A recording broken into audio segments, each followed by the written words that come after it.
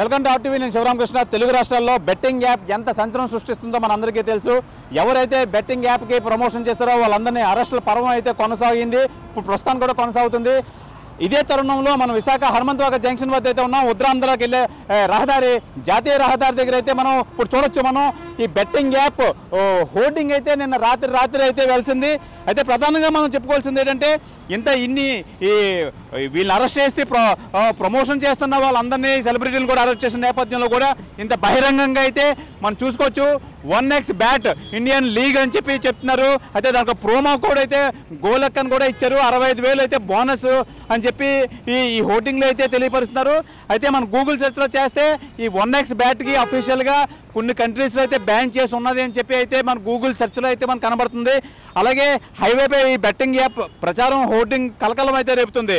హనుమంతవాక జంక్షన్లో 1x bat పేరిట పెట్టిన ఈ భారీ హోర్డింగ్ తెలుగు రాష్ట్రాలతో పాటు దేశం అంతటా బెట్టింగ్ యాప్లపై వ్యతిరేక సమయంలో అయితే హోర్డింగ్ పెట్టడం అయితే తీవ్ర కలకలం అయితే రేపుతుంది. విశాఖ నుంచి అయితే మనం చూడొచ్చు. ఇప్పుడు మొత్తం ఈ పెద్ద జంక్షన్, హనుమంతవాక జంక్షన్ అయితే పెద్ద జంక్షన్. ఈ జంక్షన్లో అయితే అందరికీ కనబడే విధంగా అయితే హోర్డింగ్ అనేది ఎంతవరకు కరెక్ట్ అని చెప్పి విశాఖ వాసులు అయితే తెలియజేస్తున్నారు. విశాఖ నుంచి ఉత్తరాంధ్ర వైపు వెళ్ళే ప్రజలు కనిపించేలా భారీ హోర్డింగ్ అయితే పెట్టారు. కాలర్ ట్యూన్ సైతం యాప్పై అప్రమత్తత అని చెప్పి ప్రకటన జారీ చేస్తున్న ప్రభుత్వం అయితే మటుకి హోర్డింగ్ పెట్టడం తీవ్ర దుమారం అయితే రేపుతుంది.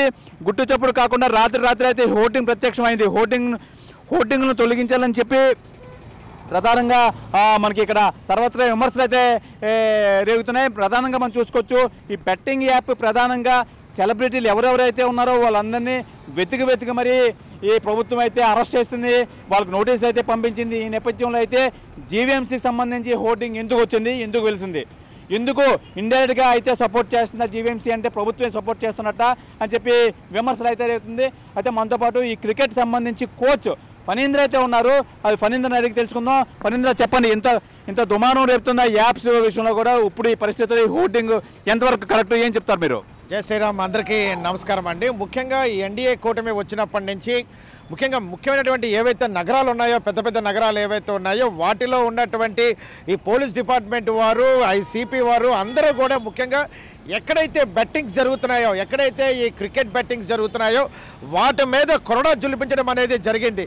అంతేకాకుండా ఏదైతే ఈ బెట్టింగ్ వ్యవస్థ జరుగుతుందో, ఆన్లైన్ బెట్టింగ్ కానీ, డైరెక్ట్ బెట్టింగ్ కానీ, వివిధ ముఠాలను కూడా గత విశాఖపట్నం సంబంధించిన సిపి గారు గత కొన్ని నెలలుగా చాలామందిని అరెస్ట్ చేయడం, ఐపీఎల్ మ్యాచ్లకు ముందు అంతకుముందు అరెస్ట్ చేయడం కూడా జరిగింది.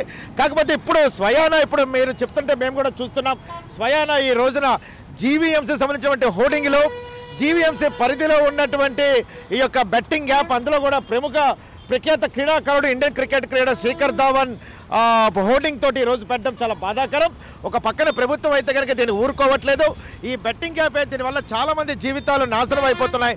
ముఖ్యంగా ఈ ఐపీఎల్లో కానీ, ఈ యొక్క బెట్టింగ్లో కానీ, జూదాల్లో కానీ, ఈ యొక్క కార్డ్స్లో కానీ మొన్నటి వరకు కూడా సెలబ్రిటీస్ని చాలామందిని అరెస్ట్ చేశారు. కాకపోతే ఇప్పుడున్నటువంటి ఈ బెట్టింగ్ యాప్ అనే పరిస్థితి ఎందుకు వచ్చింది కూడా మేము కూడా ప్రశ్నిస్తాం. దీని మీద కంప్లైంట్ ఇవ్వడానికి కూడా మేము రెడీగా ఉన్నామని చెప్పి తెలియజేస్తున్నాం. అంటే ఇది ప్రభుత్వమే నిజంగా ఈ సెలబ్రిటీలని అరెస్ట్ చేయడం, నోటీసులు ఇవ్వడం, ఇంట్రాగేట్ చేయడం అయితే జరిగింది కదా. కానీ ఇది జీవీఎంసీకి సంబంధించి జీవీఎంసీ పర్మిషన్ లేకుండా హోర్డింగ్ అయితే పర్మిషన్ ఇవ్వరు. దానికి ట్యాక్స్ అయితే కడతారు. ప్రైవేట్ వాళ్ళు మెయింటెనెన్స్ చేసినా, జీవీఎంసీ వాళ్ళు చేసినా తప్పే. ఏమంటారు? ఇది ఇంత పెద్ద హోర్డింగ్, ఇంత పెద్ద జంక్షన్, హనుమంతవాక జంక్షన్లో ఇంత పెద్ద హోర్డింగ్ అంటే దీన్ని చూసి ఎంతమంది ఇన్ఫ్లుయెన్స్ అవుతారు? ఇది ఎంతమంది తప్పుతో పట్టేస్తుంది? ఏమంటారు మీరు? అంటే ఒక సరైనటువంటి విషయం, ఒక బాధాకరం ఏంటంటే ఇప్పటి వరకు మనకు సరైన జీవీఎం కమిషనర్ గారు బాధ్యత తీసుకోకపోవడం అనేది చాలా బాధాకరం. అంటే ఇప్పటి వరకు కూడా కలెక్టర్ గారి అండర్లోనే ఈ వ్యవస్థలన్నీ కూడా జరుగుతున్నాయి. కాబట్టి ఇది కలెక్టర్ గారికి నోటీస్ అయితే ఉండదు. కింద స్థాయిలో ఉన్నటువంటి జీవీఎంసీ అధికారులు అది ఏ విధమైనటువంటి బెట్టింగ్ యాపా, లేదంటే వాళ్ళకి అవగాహన లేకుండా ఈ రోజున పర్మిషన్ ఇచ్చారేమో అని చెప్పి మేము అనుకుంటున్నాం. బట్ ఏదైనా సరే తప్పే. దీన్ని ఊరుకునే ప్రసక్తి లేదు. కలెక్టర్ దృష్టికి తీసుకెళ్తాము. పార్టీ పెద్దలతో కూడా మాట్లాడతాం, వివిధ సంఘాలతో మాట్లాడతాం. అదేవిధంగా ఈ యొక్క శిఖర్ ధావన్ మీద కూడా సరైనటువంటి కేసు, అంటే ఇప్పటి వరకు కూడా ఈ యాప్ల వల్ల ఈ ఎవరైతే ఇన్ఫ్లుయెన్సర్స్ ఉన్నారో వాళ్ళ మీద సరైనటువంటి కేసులు లేకపోవడం చాలా బాధాకరం. వాళ్ళకి ఏదో నోటీసులు ఇచ్చి పంపించేసి మళ్ళీ తిరిగి అటెండ్ అవ్వమని చెప్తారు.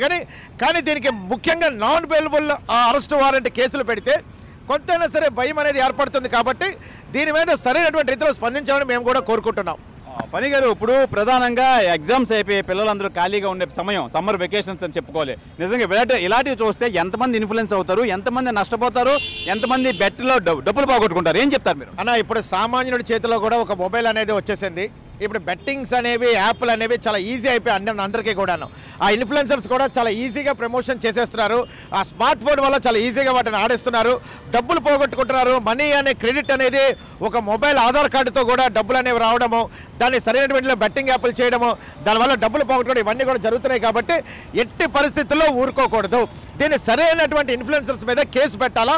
ముఖ్యంగా ఈ జీవీఎంసీ కమిషనర్కి ఇది తెలుసా తెలియదని చూసి హోర్డింగ్ పర్మిషన్ ఇచ్చడం మీద కూడా కేసు పెట్టాలని చెప్పి మేము కోరుకుంటున్నాం. ఇది మనం చూసుకోవచ్చు. ప్రధానంగా ఇప్పుడు అయితే ఈ సమ్మర్ వెకేషన్స్తో పిల్లలంతా చాలా ఖాళీగా ఉంటారు. అన్ని ఎగ్జామ్స్ అయిపోయి అన్ని ప్రిపేర్ అయితే ఇలాంటి హోర్డింగ్స్, పెద్ద పెద్ద హోర్డింగ్స్ మెయిన్ జంక్షన్స్ విశాఖ హనుమంతవాక్ జంక్షన్లో అయితే చాలామంది ఈ ట్రాఫిక్ సిగ్నల్స్ దగ్గర ఆగి ఎంతోమంది చూస్తుంటూ ఉంటారు.